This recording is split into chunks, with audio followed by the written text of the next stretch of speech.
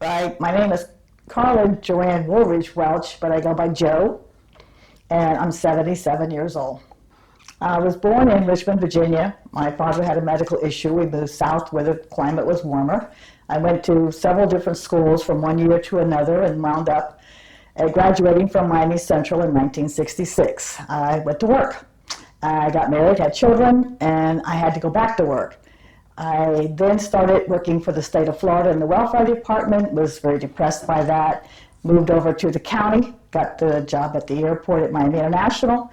I worked for 2 years in what they call terminal ops. Then I transferred to what they call airside. And from there, because Dade County owns and operates all of the airports in the system of Dade County, I had an opportunity to go to an outlying airport, being Tamiami, Homestead, Opa-locka, and there were several training fields also. And I had already moved up into the Opa-locka area, and he decided to work up there at the time because it was convenient, and I had 2 small children. That's how I got started at Opa-locka Airport. Somewhere around 1979 and 1980. It was a mixed neighborhood. There was a white flight. People were leaving, people were moving in. The houses were built in 1957 on my side of the street, which is 1 block over from the city of Opa-locka border. There were nice houses, concrete block, wood floors, jalousie windows, which has all, of course, been changed now. Updated the house, added on to it, and it's been there 45 years. Over the years since I've been there, I had Haitian neighbors, I've had Cuban neighbors, I've got mixed families. So I have a great neighborhood, great people. I pretty much know half of the people on the block. So it's changed a lot through the years, a lot of Hispanic now. It was so quiet. There was only propeller type aircraft. There were 17 flight schools. There was a lot of planes coming and going. There was a number of airfields at that time, runways. Businesses were mom and pop. The companies were small because they were still in what was the military buildings that were there. Those buildings were built for a specific reason, and they were like a 7 to 3, 9 to 5 type of operation building, and then people would close up and go home for the day. So the buildings were being shared by numerous companies and businesses there. Since there were no the facilities for bathrooms, it was a big, sometimes it was a little conglomerate of friends and people knowing each other because they had to use the bathroom in the building of 3 different companies in one building with 1 bathroom. As I was there, Burnside Op, which was a very big operation, which at that time was had a military operation in Pensacola, had an operation there. They had a parachute loft. They did all kinds of operations, and they were, like I said, 17 different companies, at least 17, and then was the helicopter operations also. There was always a fire station. The fire station was from even the military days, had 2 fire stations. At this time we have 1, which was the Dade County Fire Station. It had several men when I first went to work there, and then later on it just became a 3-man operation when the trucks got more proficient. They had a foam truck. It was Foam 25 was the truck's call.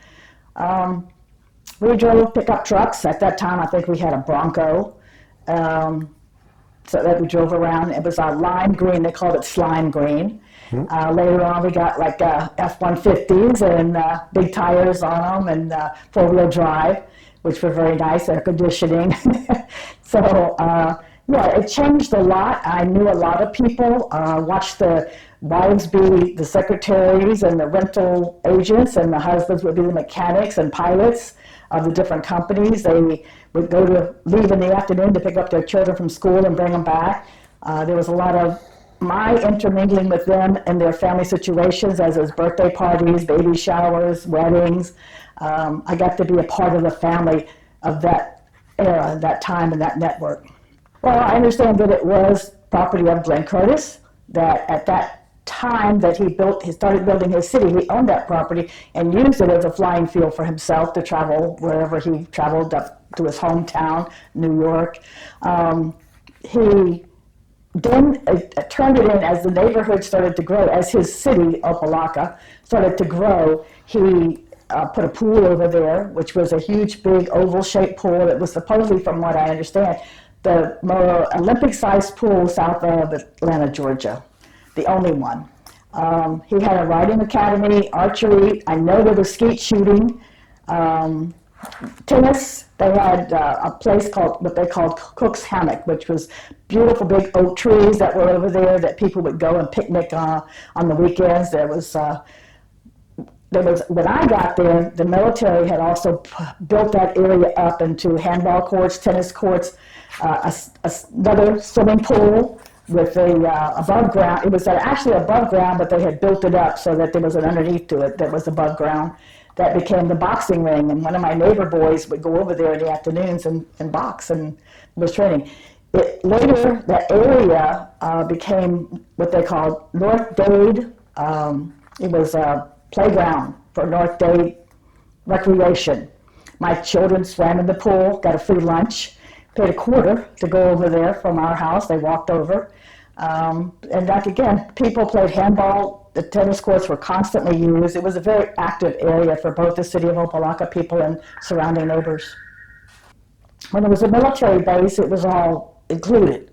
They had their own mess halls. They had their own stores. But when the military left, all of that evaporated from the airport itself. So yes, people that worked there would have to come into the city. At the time, there was a grocery store, there was a 7-Eleven, you told them, there were several gas stations. There was a, what do you call it, like an Eckerd drugstore. I think it was a Rexall at the time, had a counter where you could sit and eat. There were several little restaurants. I remember there was a pizza place.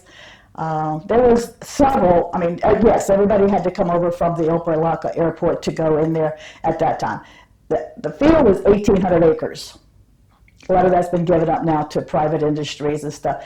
And again, there was nothing from Red Road except to go to Opa-locka on the east side of the airport. The airport? Yeah. Oh, it was open to the public. There were people in it who did lawnmower repair, jealousy repair. Yeah, there were small businesses and all kinds of businesses.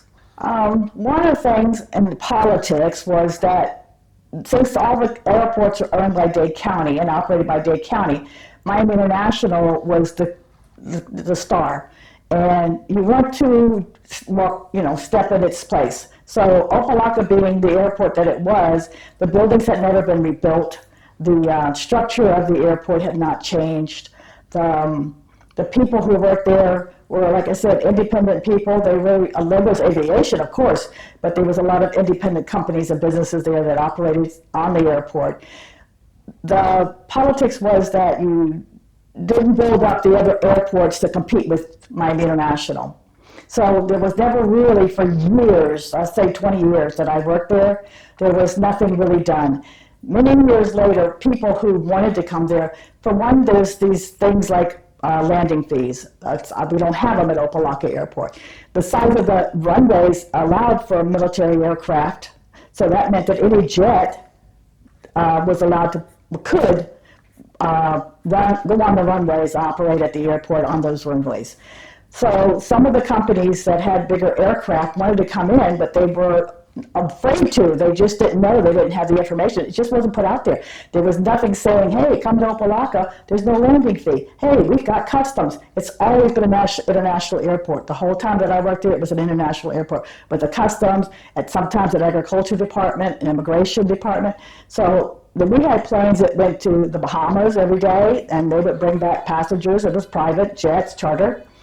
We had what we called the paper boy, and this was a guy who the Miami Herald would bring in papers from the New York Post and Washington Post and whatever, Miami Herald, and he would actually put them in his airplane and fly down to the islands and distribute to newspapers and come back at 6 o'clock in the morning.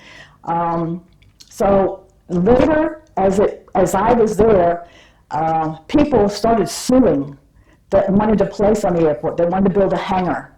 And as these people would sue Dade County, not necessarily the aviation department, they won. And bigger aircraft started coming in, and hangars started getting built.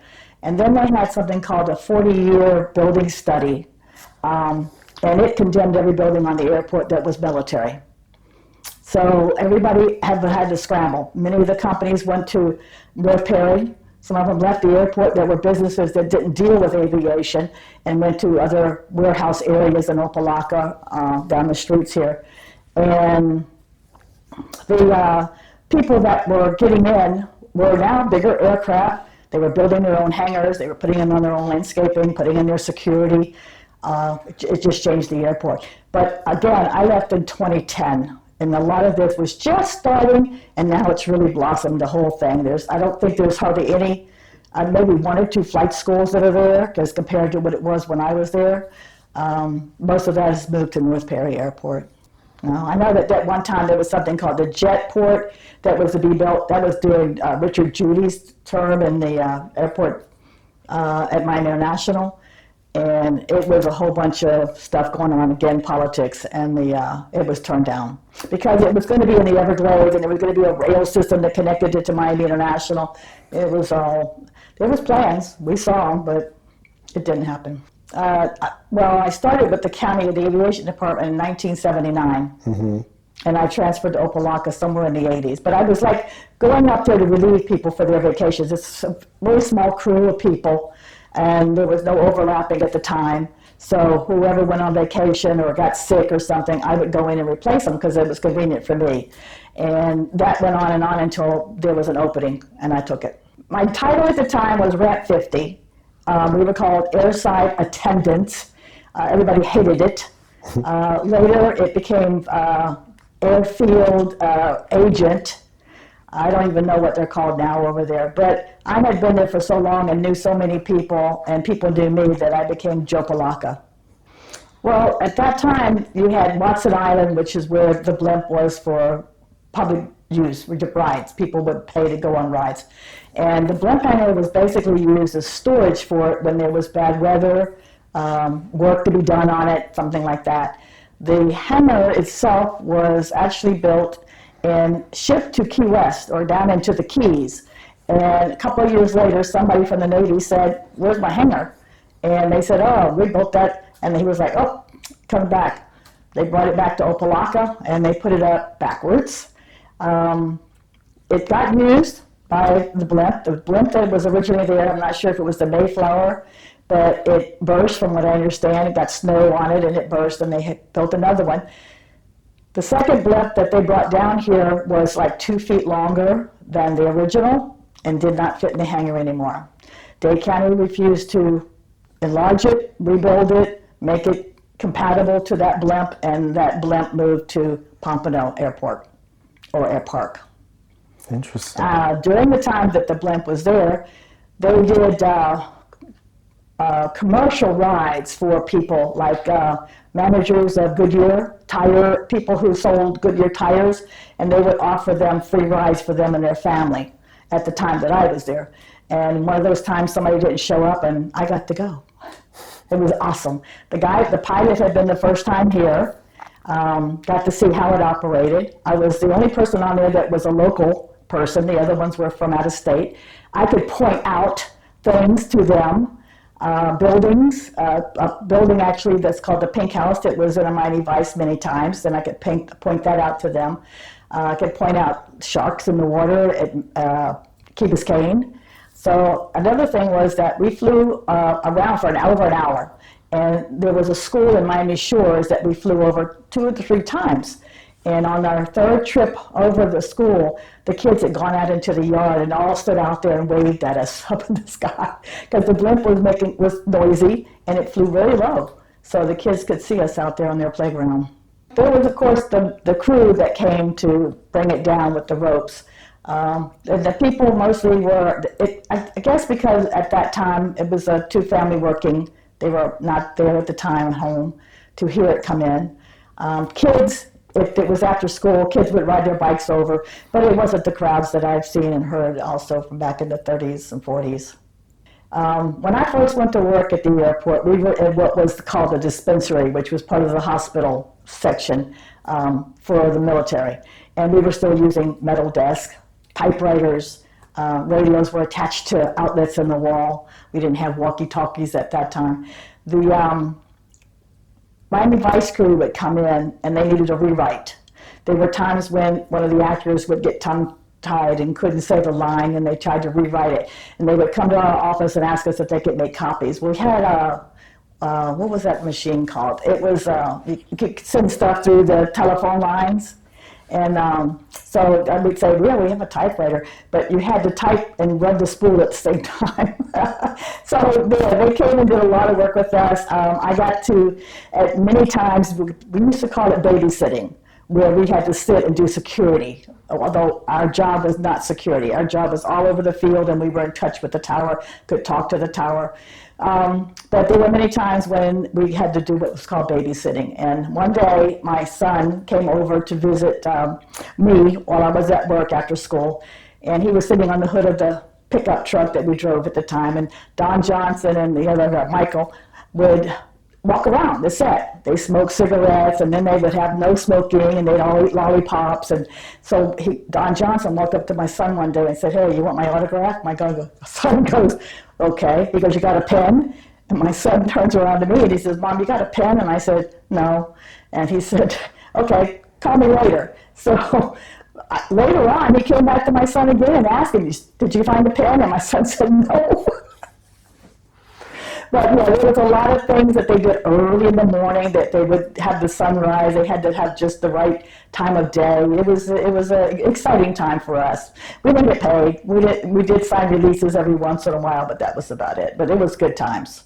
Billy Joel did a video of in one of the warehouses. There were movies, Drop Zone, Just Cause, Sean Connery, Drop Zone with Wesley Snipes and a bunch of people. There was a whole bunch. There was another one with Cindy Crawford. That at those times I got to get pictures with all these people. There was a guy named Christo who did an artwork for like an Art Basel thing that did these pink islands that everybody knows, and there's calendars and pictures, all of that. He sewed those all together in that blimp hanger. At one time there was a drug rehabilitation program called The Seed that was in there. During the 1980s, when the Marelitos came, the building was used for men to sleep, eat. So through the years, it was quite used, but it was useless because of the fact that it was just a huge building to heat or cool or light up anyway. Eventually, Miami Vice did a show, and they were going to blow it up. And in the video, it looks like the blimp hangar build is blowing up. But what they did was, I had connections on the airport with people, and I got a bunch of airplane people to bring their airplanes in. They did pay them $100 a day to bring their airplanes and put them in there, so it really looked like a big hangar with airplanes in it. They put drums, and the drums had styrofoam and cardboard and fake money in them, and then they put gunpowder and stuff in them, and gas lighting, and so when they blew it all up, all those containers popped all along the edges there and blew out, and the money went flying all over the place. So it was very exciting, very cool. Yeah, but there was no real use for it. I mean, there were people who said, we ought to preserve it. For what? We say, you can make a museum out of it or something, but it was just too large.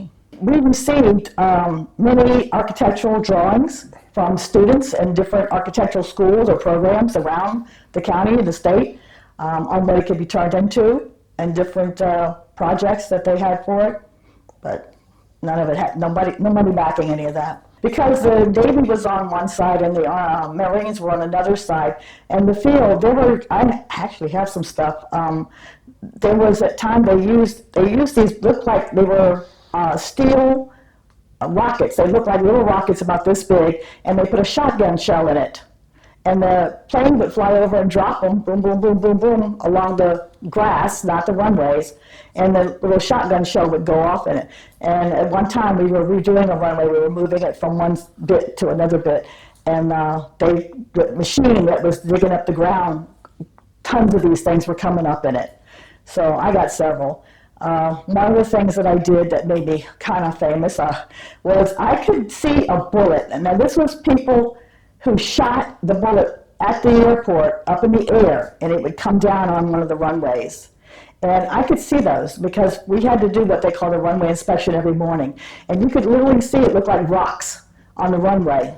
And I have a whole container full of spent bullets, not shotgun shells, not casings, but real bullets, lead bullets. I actually had 2 jars full, and I gave one to the tower to let them know that this is what's coming down on the airport. At the time, the north side of the airport was a sparse neighborhood, and I want to say rednecks lived there, and they would do it 4th of July, New Year's Eve, just to clean their gun and shoot some bullets off. And these would literally come down, and bullets all over the ground. I would just only find them on the runways and pavement. They occurred mostly in the late 80s and early 90s. At the time that it finally ended was because the airport was deemed unsafe. And it didn't mean that the airport was unsafe. It meant that the surrounding area.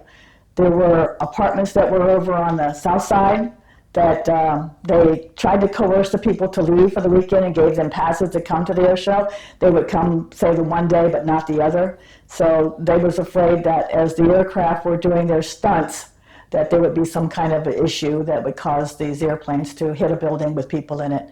They would actually stop people on the Palmetto, on the 826 over here, or the, what do you call this part? They would stop people on that traffic-wise for that 10 or 15 minutes that that show was doing the aircraft passing each other upside down and that kind of thing. So it was a lot of money. It was a for-profit organization also. So it cost them a lot of money to do some of the procedures they had to do for safety issues.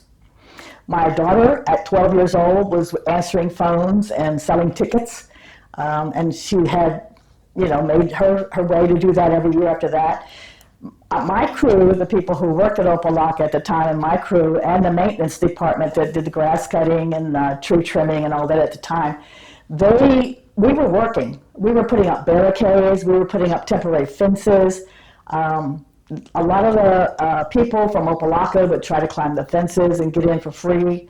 There was issues, a lot of tough times for us, the workers. But the air show was a hit. Everybody loved it. They called, when's it going to be, So it was probably 8 or 9 years that we had the air show straight over there.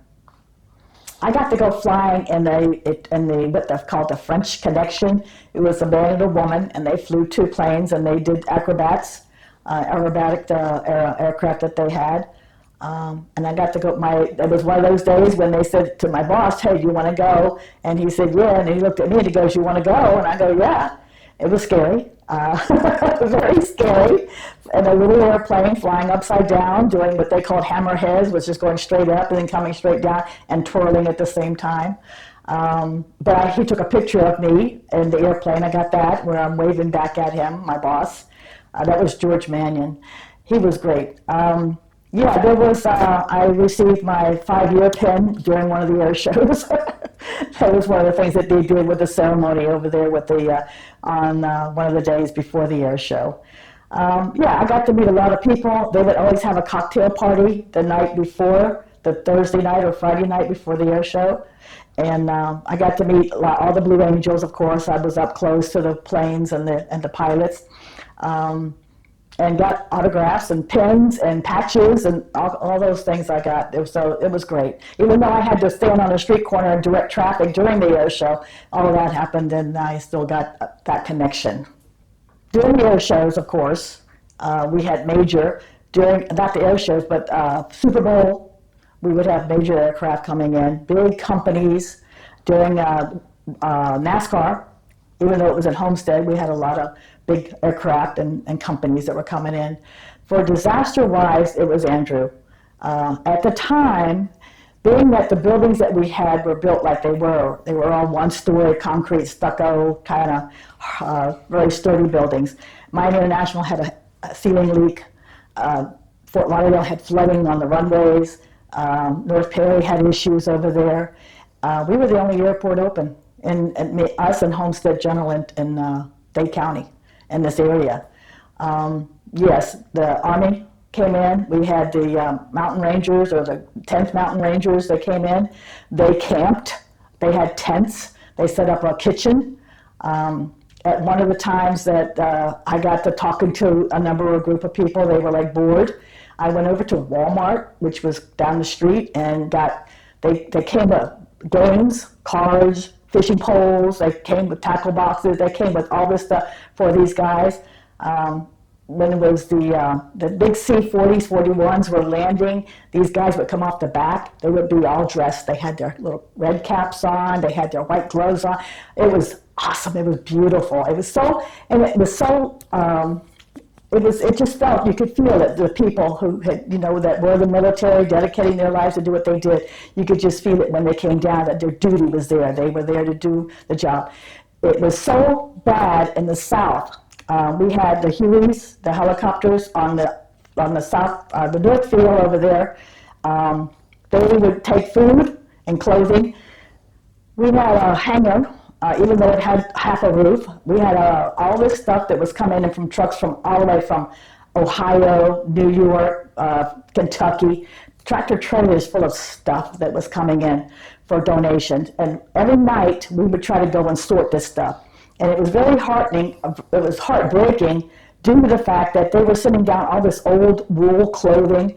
They were sending down irons, ironing boards, clothespins. And we were like, they have no electricity. They have nowhere to hang these clothes. They have nowhere to put these clothes. And it was just all going to trash later. It's so sad that all the heart that these people were putting into delivering this stuff was now just waste. We had companies that were giving us big, huge rolls of plastic so people could cover their houses and their cars and whatever little furniture and stuff that they had. We eventually had to dump it, buried in the backyard. Water, Budweiser made canned water because Michelob made it in bottles, but they couldn't let the military see them drinking out of a brown bottle, even if it was water. There was a lot going on. Air Force One and Air Force Two arrived at this airport. I got to, of course, go and visit on Air Force One. So yeah, it was very heartening. They spent a lot of time there. Matter of fact, a number of the things that they did was they put in Wi-Fi, so that there was none on the airport. Fiber optics, the Army put in for their use, and we got to keep it. Well, there were giant ficus trees everywhere and giant oak trees everywhere. The oak trees stayed. The ficus trees fell over. So we lost a lot of what was at that time landscaping. It has, of course, all been redone professionally now. But that was just the scattered landscaping at the time that was left from the military days. Yeah, other than that, we had a few buildings that were boarded up. But real no damage. The hangars that were newer, that were the aluminum ones, yeah, the roofs were torn off. The police had an impound in two of the hangars that were there, and they lost the roof of both of those. And the stuff that was in there was mostly cars and trucks that had been in accidents, hit and runs, and stuff like that. So it wasn't a lot of damage. There was very little paper loss, furniture loss, money loss as far as the Opa-locka Airport was in the Dade County Aviation Department. Well, as a child, I had access to the skating rink that used to be over there, next to the police station. There was a drive-in theater, which is now a storage place, public storage. Horseback riding, there was a lot of that going on in here, the neighborhoods. They had a carnival that was here every year. As far as the use of the city, there were a number, like I said, of businesses. There was a grocery store, there was a U-Totem and a 7-Eleven both, name brand stores, kind of things. So yeah, there was a 5 and 10 that I used to go to and buy yarn and school supplies for my children. So yeah, I had a lot of access over here. There was eating, of course, going through here. Through the years, things have changed. The city businesses would leave, close up. But, I just mostly, after a while, just kind of like passed through. I knew people because I also belonged to the VFW, which is the building next to this building. So I knew a lot of people. Again, as they got older, they moved away. The neighborhood changed economically. So yeah, there was a lot of activity here at the time. Family-wise and people-wise and activities. So like I said, they used to have the big parade, which I didn't get to see any of that. That was before my time here. But still, I got to see a lot of the other things. And the carnival every year, I don't know why it stopped, but everybody really enjoyed that. The VFW was Veterans of Foreign Wars, and at the time it was mostly World War II. Vietnam. My brother was Vietnam. I actually had a son in 1990 that went to Desert Storm or Desert Shield. I had two brothers in the Army, my father, way back, generations of Army people. It was a social club. They had a liquor license, they cooked, they had a kitchen.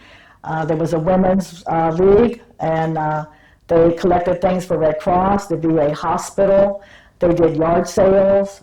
They had celebrations. They had on Friday nights, they would have like a little three-piece band that would come and play, and the people would come from the neighborhoods, and they would be drinking and partying and eating. And after a while, back in 1990, when my son went into the service, he was an 18-year-old kid from Hialeah High School, Hialeah Miami Lakes High School, and he was just a skinny little white boy, and he went into the Army, and he spent a whole year in Germany in the Army, and there really wasn't much going on. He had signed up for 2 years, and then the next year was what they called Desert Shield, and he was in a tank in the desert in Saudi Arabia.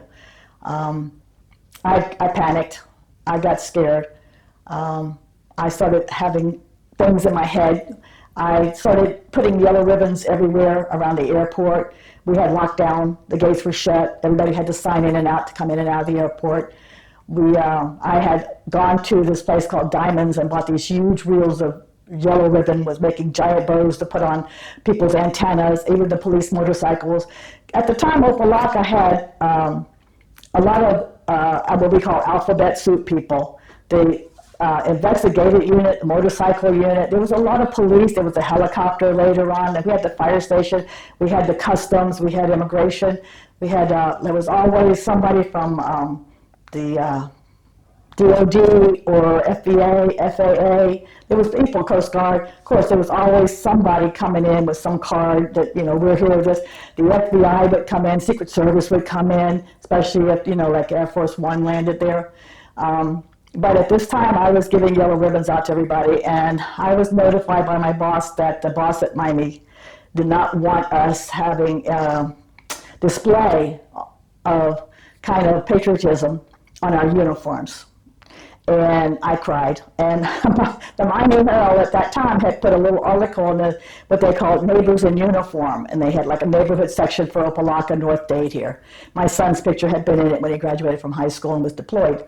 At that time, they had called me for some reason, and I called and answered the phone. They called and I answered the phone crying. And they, what's wrong? What's wrong?